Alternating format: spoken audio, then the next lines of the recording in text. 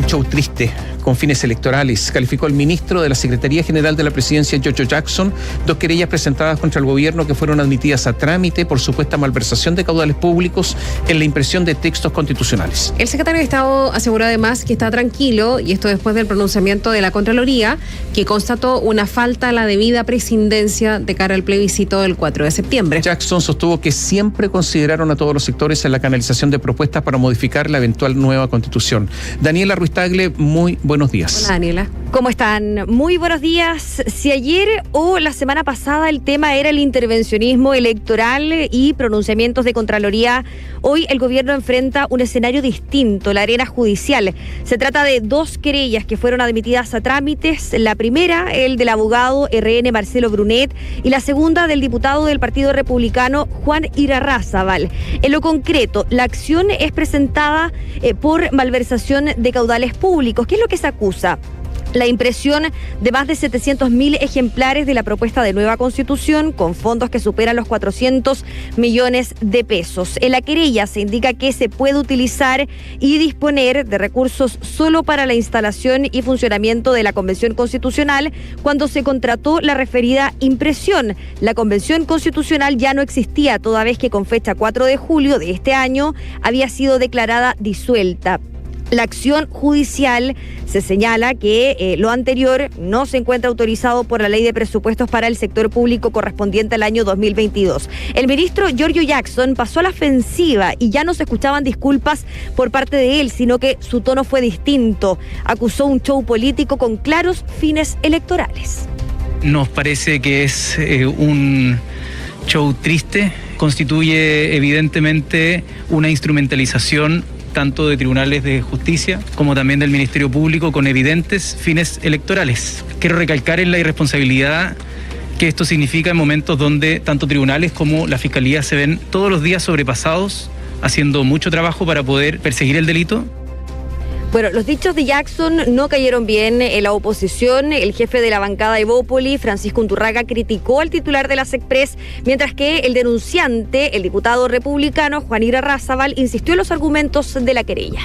Esta no es una acción política de última hora, ni mucho menos. Lo que ha acogido la Fiscalía es algo que libremente y meditadamente ha acogido a investigar. Se gastó un dinero que por ley estaba prohibida y además se hizo también a un proveedor de manera directa. Bueno, en todo caso, Jackson descartó ilegalidad en esta materia y también se recordó un comunicado que fue emitido a fines de julio en donde se hace defensa por este mismo punto. Acá se puede leer que la instrucción de imprimir y distribuir copias de la propuesta de nueva Constitución en la virtud del presupuesto disponible fue impartida antes de que la convención fuera disuelta. La Moneda señaló que la contratación se realizó mediante la modalidad de trato directo justificado, ya que no existe un convenio vigente que permita aplicar el mecanismo de grandes compras. Y en ese sentido, se indica entonces que van a avanzar en el curso de esta investigación. Mientras tanto, ayer también fue tema el pronunciamiento de Contraloría General de la República, que recordemos el viernes de la semana pasada, estableció que Jackson no se ajustó a la debida prescindencia política de cara al plebiscito constitucional del 4 de septiembre. La presidenta del PS, Paulina Bodanovich, dijo que el ente contralor actuó de manera sesgada, lo que fue cuestionado por el diputado independiente Andrés Joanet. El sesgo con que ha actuado Contraloría es evidente porque el ministro Jackson en particular es miembro del comité político. Si no tiene tareas políticas, ¿cuál sería su función? La democracia se cuida y se respeta. El gobierno ha abandonado la presidencia y él es el llamado no solo a respetarla, sino también a garantizarla. Bien, ayer el ministro Jackson intentó dar ciertas señales a la oposición. De hecho, el día de hoy se va a reunir en el Congreso Nacional con parlamentarios de la democracia cristiana, entre ellos, por ejemplo, el senador Matías Walker, la senadora Jimena Rincón, que abiertamente están por el rechazo. La senadora de la Falange, Jimena Rincón, en la previa a esta cita, llamó al gobierno a no hacer campaña, deslizando que existe la posibilidad de una acusación constitucional. El presidente del Partido Liberal, Patricio Morales, defendió el rol del ministro Jackson. Tiene que ser prescindente, como se lo ha dicho clara y categóricamente la Contraloría. Eventualmente puede haber una acusación constitucional contra el ministro Jackson y en ese caso nosotros somos jurados. Es solamente un llamado general pero en ningún momento vemos algún tipo de influencia del ministro Jackson para favorecer o no a alguna posición versus otra con recursos del Estado. Ayer otro tema que se abordó en el mundo político por parte de ministros del Palacio de la Moneda fue lo que había señalado la ministra vocera de Gobierno Camila Vallejo en torno al programa de gobierno. Ayer sostuvo sus dichos, los mantuvo. Escuchemos a la secretaria de Estado. Lo vamos a empujar porque nuestro mandato es seguir gobernando. Pero dicho esto, es una realidad, ¿no? Es un hecho de la causa y no es un vínculo que nosotros hagamos el que la Constitución del 80 pone ciertas restricciones y limitaciones que le son propias, de su propia naturaleza, ¿no? Y que no están ni inventadas, ni creadas, ni de alguna manera halladas, ¿cierto?, por parte de este gobierno. Gobernar con la Constitución de 1980 te impone limitaciones. Esas fueron las palabras de la ministra vocera de Gobierno, Camila Vallejo. Vamos a ver entonces cómo se va a llevar a cabo durante esta jornada, entonces, esta reunión entre la Democracia Cristiana, que está por el rechazo, y el ministro de las Express, Giorgio Jackson. Se dice que se les va a pedir apoyo respecto a este proyecto que deja en manos del presidente la continuidad del proceso constituyente en caso que gane la opción del rechazo. Mientras tanto, el presidente de la República, Gabriel Boric, se mantendrá acá en el Palacio de la Moneda realizando una serie de actividades. Ha cambiado un poco también el tono del despliegue del presidente de la República. Recordemos, hace algunas semanas era un despliegue en terreno, ahora ya las actividades se están realizando acá en Palacio de Gobierno. Catherine Tomás. Mira, yo haría una distinción. Lo primero, el pronunciamiento de la Contraloría, donde según la Contraloría hay intervencionismo electoral del ministro secretario general de la Presidencia. Yo creo que él debió haber renunciado después de eso. Y yo creo que si él hubiese sido oposición y le hubiese ocurrido un ministro de un signo contrario a su pensamiento, él habría pedido también la renuncia. Yo creo que después de eso debió haber renunciado. O sea, si no renunció por eso, ¿por qué otro motivo va a renunciar más adelante? Yo creo que es muy grave el pronunciamiento de Contraloría. Yo creo que si de verdad Giorgio Jackson y la nueva generación quiere actuar de manera distinta en política, porque no hemos acostumbrado a que aquí nadie renuncia, debió haber renunciado. Habría sido un signo distinto a lo que él llama las antiguas generaciones con las que tiene diferencias valóricas o de principio. Pero no lo hizo. Me parece increíble que la presidenta del Partido Socialista, Paulina Bodanovich, que es abogado, que es hija además de un exministro del Tribunal Constitucional muy respetado, Hernán Bodanovich, ataque a la Contraloría. Me parece increíble. Entonces, porque aquí ella contribuye a lesionar lo que queda de la institucionalidad chilena, que está tan lesionada. Ella contribuye a eso. Entonces, el socialismo democrático, que teóricamente uno de los partidos que está instalado, que tiene tradición, que es el Partido Socialista, resulta que contribuye a través de su presidenta a horadar aún más lo que queda de las instituciones. Yo creo que es un error enorme lo de la presidenta del Partido Socialista. Lo tercero es con respecto a las querellas que se presentaron. Yo tengo dudas que hay una responsabilidad del gobierno. ¿Por qué? Porque es deber del gobierno dar a conocer, obviamente, el texto constitucional que se va a plebiscitar. Es cierto que es de fácil acceso a través de medios digitales. Es cierto, usted accede a biobiochile.cl, nuestra plataforma digital, y ahí está, y lo puede descargar, y está de fácil acceso, no está escondido ni mucho menos. Y por lo tanto ahí está. Pero no todas las personas tienen acceso a Internet. Muchísimas sí, pero algunas no, por un montón de razones. A veces por falta de medios, otra por falta de artículos de medios electrónicos, etc. Y por lo tanto, dentro de la labor de difusión, sí, yo creo que puede repartir textos constitucionales. Trato directo, bueno, porque había una emergencia, y yo creo que llamar a licitación, que son licitaciones que requieren de mucho tiempo, no tiene sentido cuando el plebiscito está ahí. Yo creo que también había una urgencia y eso lo permite la ley. Habrá que ver si es que esos textos se utilizaron para hacer proselitismo político o no. Por ejemplo, si fueron repartidos sin tener la intención de influir en el voto. Entonces yo haría todas estas distinciones. ¿Se puede imprimir? Sí. ¿Puede ser por trato directo? Pareciera que sí. ¿El gobierno podría distribuirla? Sí. Sin intencionalidad política hacia un sector determinado, ahí habría que mirarlo. pero lo otro a mí me parece que no tiene mayor sentido discutirlo. A pesar de que se admitió en tribunales, pero sabemos que la admisión, la admisibilidad es solamente revisar que cumpla con los requisitos para efectivamente ser admisible, no significa que haya sido aprobada y etcétera. Nada, es el cumplimiento de requisitos formales para iniciar, para que se desencadene el proceso penal. En los argumentos que se entregan respecto de que al Ejecutivo no le correspondía el asunto de mandar imprimir finalmente las propuestas, está el que era un mandato de la Convención Constitucional y la Convención terminó de funcionar, por lo tanto ese mandato pasó al Ejecutivo desde el punto de vista de la difusión. Lo hemos hablado acá varias veces respecto a lo difuso que se vuelve ese rol del Ejecutivo, que es de 3 ministerios, Secretaría General de Gobierno, Secretaría General de la Presidencia y Desarrollo Social, y de nadie más, en relación a la difusión. Por lo tanto, se entiende que lo haya tomado el Ejecutivo y haya mandado a imprimir las constituciones. Una licitación de este tipo puede demorar 30 días, o sea, por lo menos 30 días, no puede llegar. Por lo menos 30 días, y de ahí que se alega la urgencia, no hay la necesidad de hacerlo por trato directo. Lo otro ya es político y eso tiene que revisarlo otra instancia. Vamos a ver definitivamente qué pasa con la querella. O sea, eso lo dirá, pero pareciera que está ahí medio débil, ¿no? Claro, porque la querella tiene que ver con un ilícito penal, tiene que ver con la licitación, tiene que ver con el uso de recursos públicos. Yo creo que si se está repartiendo, yo creo que todo lo otro podría estar bien, pero si se está repartiendo con intencionalidad política, más bien eso es resorte de la Contraloría y no de un fiscal que está investigando ilícitos penales. Así que yo tengo mis dudas con respecto a eso. Puede ser que no tenga la razón, pero me merece muchas dudas esta acción penal y hay que tener cuidado porque al final yo le doy un punto a Jackson. No hay que utilizar los mecanismos judiciales para hacer política. Y por lo tanto ahí hay que mirarlo con detención, porque todo el aparataje judicial para eso, yo diría que no. Ahora, la explicación que dio Giorgio Jackson con respecto a la infracción al deber de presidencia, de que él iba a ser una especie de coordinador de todos los sectores políticos, es una falsedad. Nunca se dijo eso, nunca escuchamos llamar a alguien de la oposición porque él iba a ser como un coordinador de todo el país, de todos los sectores políticos del país. Esa es una explicación ex post, que no tiene ningún sentido y es simplemente tratar de salvarse, pero claro, nosotros no somos tan tontos como para creer en una explicación de ese tipo.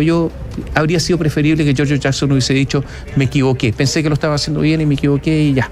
Y ahora vemos que el ministro Jackson está intentando hacer eso, acercarse al rechazo, para que no digan básicamente que no lo hicieron, ¿no es cierto? Ahora tiene las reuniones estas que nos contabas tú con los senadores Rincón y Walker, que están por el rechazo, a pesar de que su partido está por el apruebo, sabemos la democracia cristiana, pero hay representantes de Chile Vamos que dicen que no van a ir, que no van a llegar nunca a esa reunión, así los inviten, no sé, con algo más especial para ellos, porque dicen que nunca los han tomado en consideración y por lo tanto eso no se ejecutaría finalmente. Y que sería simplemente una especie de avalar la explicación ex post en cuanto a presidencia electoral, ¿no es cierto? Ahora, lo cierto es que el ministro Jackson va a tener que ir ya tejiendo más allá las relaciones con la derecha. En caso de que gane cualquier opción, puede que gane el rechazo, van a necesitar a la derecha para poder llegar a acuerdos. Si gana el apruebo también, si quieren modificar la propuesta de nueva constitución. Sí, la verdad es que en estos momentos en los sectores políticos comienza a conversarse ya más allá del plebiscito del 4, que es muy importante, lo que va a pasar el 5. Yo creo que todas estas relaciones que comienzan a hacerse estos llamados telefónicos, estas invitaciones, porque se piensa en el día 5, qué es lo que va a ocurrir, cómo continúa el proceso constitucional, quién lo lidera, qué fortaleza hay. Evidentemente que si gana yo creo que si gana la apruebo o gana el rechazo, yo creo que igual va a haber un cambio en el gabinete, una modificación del gabinete de Gabriel Boric, habrá que ver quiénes se hacen cargo, qué actitud tiene el presidente el lunes, el domingo 4 para enfrentar el lunes 5, o sea, eso es lo que viene y por lo tanto esto hay que leerlo también desde ese punto de vista con esa clave. ¿Cómo va a ser el despliegue también del gobierno el propio 4? Recordemos cuando se realizaron las elecciones de convencionales y acá en el Palacio de la Moneda estaba el gabinete completo acompañando al presidente Sebastián Piñera. Claro, veremos además el tono de las declaraciones, todo eso que siempre les estamos contando. A propósito de lo que mencionábamos de las actividades del presidente Gabriel Boric, tú nos contabas ayer que tenía estos 2 días, entiéndase, ayer y hoy, con actividades en Palacio, como se conoce. Sí, ¿no? hay que novedades no respecto a eso. Y después se va a ir al sur. Ya, cuéntanos todo. Sí, no, bueno, hace algunos minutos nomás habíamos dicho que el presidente tenía actividades en terreno, claro. Y son actividades de deporte. Se habla de recibir a la Selección Nacional de Hockey Césped y también al equipo de ajedrez femenino acá en el Palacio de la Moneda, pero se suspendieron estas actividades. Entonces nosotros rápidamente consultamos por qué se habían suspendido estas actividades, porque es prácticamente la agenda del presidente durante la mañana. Bueno, nos dicen oficialmente desde Presidencia que fue un problema de agenda de todos los convocados. O sea, ¿tiene otra cosa que hacer? Que los convocados no podían venir. ¿Pero cómo? ¿Los convocados no podían ir? A ver al presidente. Ya. Oye, bueno, pero mañana se va al sur. Sí. Eso sí. A ver. Dicen que se va a intentar reagendar, pero claro, mañana ya es el viaje al sur en tren. Ahí por supuesto vamos a estar. Oye, mira, varias cosas. Lo primero, es evidente que el presidente de la República ha bajado la intensidad de sus apariciones, de sus puntos de prensa. Ante las acusaciones en la Contraloría, recordemos que hay denuncia de la Contraloría en contra del presidente Gabriel Boric por intervencionismo electoral. Después ¿Las encuestas también? Posiblemente, pero después de esta denuncia, lo cierto es que bajó la intensidad de sus apariciones. Es evidente. Y lo segundo es que va en ferrocarril a las regiones de O'Higgins, Maule y Ñuble, regiones que están todas, según las encuestas, por el rechazo. Va a hacer actividades en esas regiones. Pero resulta que la elección se está resolviendo en Santiago. Entonces algunos se preguntaban, el voto en el sur del país es bastante duro, según las encuestas. O sea, que hay gente que ya ha tomado su decisión, que es difícil que la cambie. ¿Por qué va el presidente al sur? ¿Por qué no se queda en Santiago? ¿Decidió alejarse de la campaña? ¿Qué lectura hay, Daniela?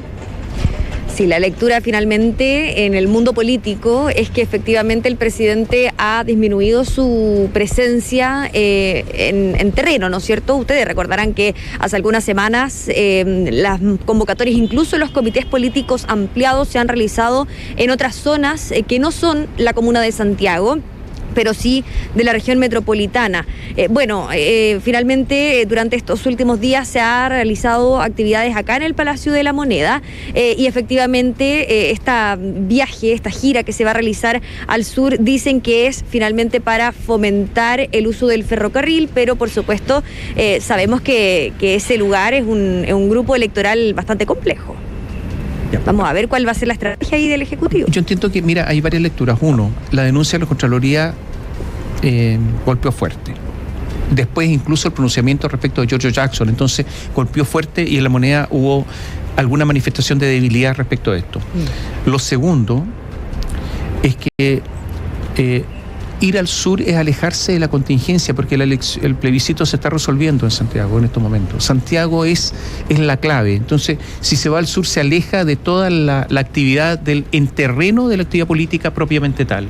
Y lo tercero es que es evidente que el presidente tiene que prepararse para las dos alternativas, para el apruebo y el rechazo.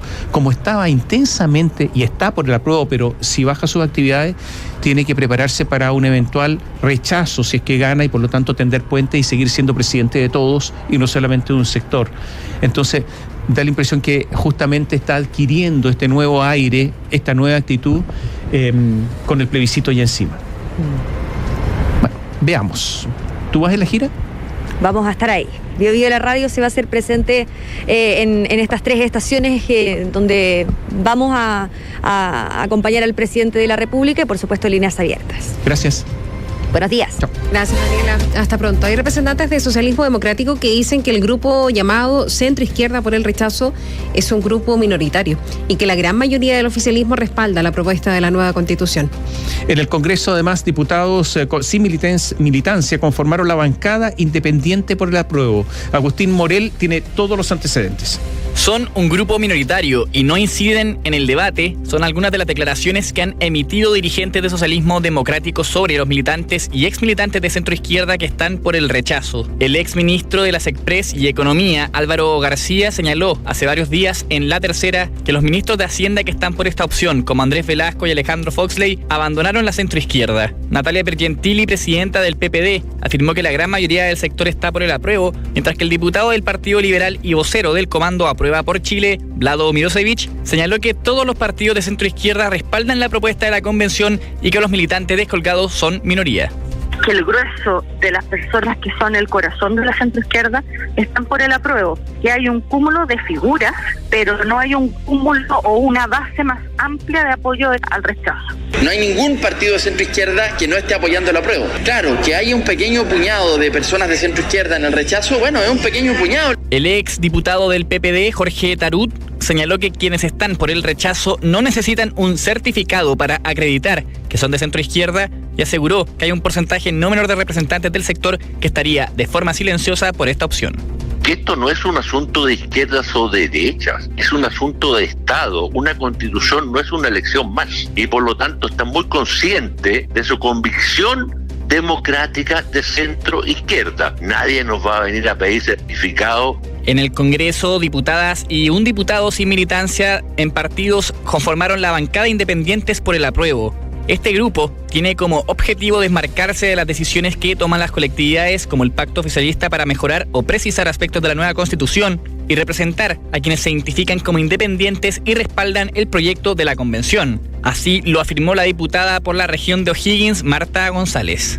Como diputados y diputadas independientes no tuvimos espacio en la franja electoral y tampoco hemos tenido en el espacio para los acuerdos que han tomado partidos. Es por esto que nosotros decimos nuestra postura como independientes y como representantes también de movimientos sociales. Viviana Delgado, Mónica Arce, Mercedes Bulnes, Camila Musante, Hernán Palma, Marcela Riquelme, Marta González y Clara Zagardía son las parlamentarias y el parlamentario que integran este grupo. Tras el acuerdo de reformas elaborado por los partidos oficialistas, eso de aprobar para reformar, la lectura de las colectividades es más o menos transversal. El documento de mínimos comunes sí, dicen, mueve la aguja, como han planteado distintas voces. Esto y varios que atribuyen esos 2 puntos que disminuyó la distancia en la CADEM entre el apruebo y el rechazo. ¿Se acuerdan que comentamos ayer? Y que estaban ligados directamente con esta opción. Bueno, no es que mágicamente con este acuerdo el apruebo va a ganar, pero ayuda. Eso lo dice la timonel del PPD, Natalia Piergentili, lo decía el sábado en el diario La Tercera. Coincidía también en la misma edición el senador y timonel de Revolución Democrática, Juan Ignacio Latorre.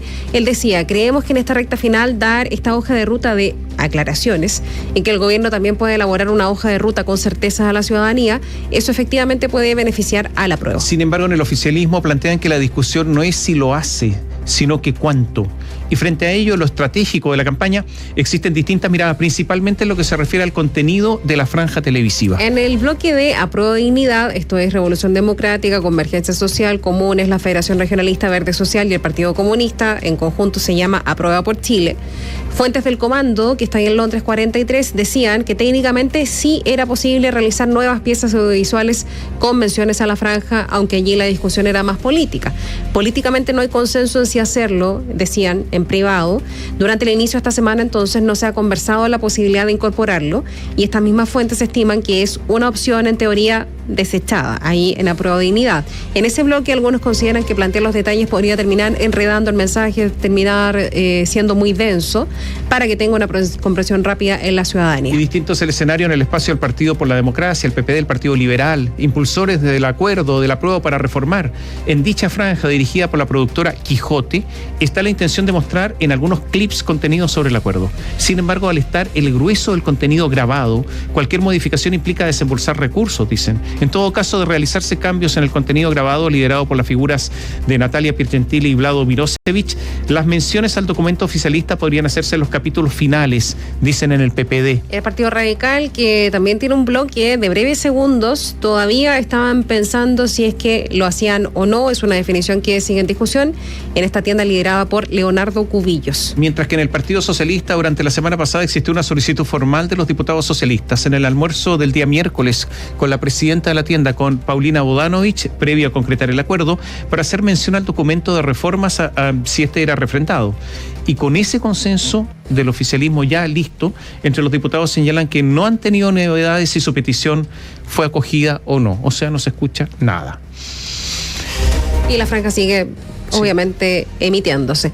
Hablemos acerca de la opción rechazo. El Partido de la Gente presentó un documento con 11 reformas constitucionales que se deberían, a su juicio, impulsar después del 4 de septiembre. Y representantes del rechazo señalaron que la principal garantía para quienes están indecisos es que existiría consenso en avanzar hacia una nueva Carta Fundamental. María José de la Barra nos entrega detalles.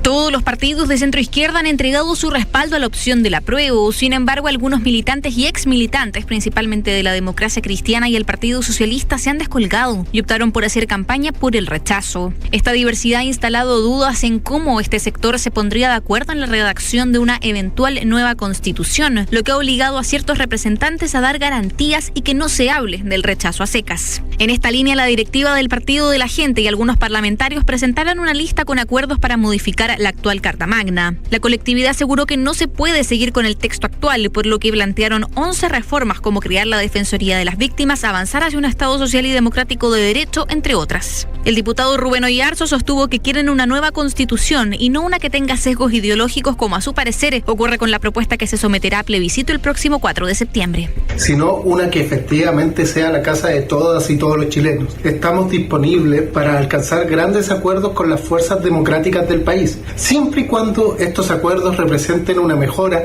para la gente común y corriente, que queremos unión y no división.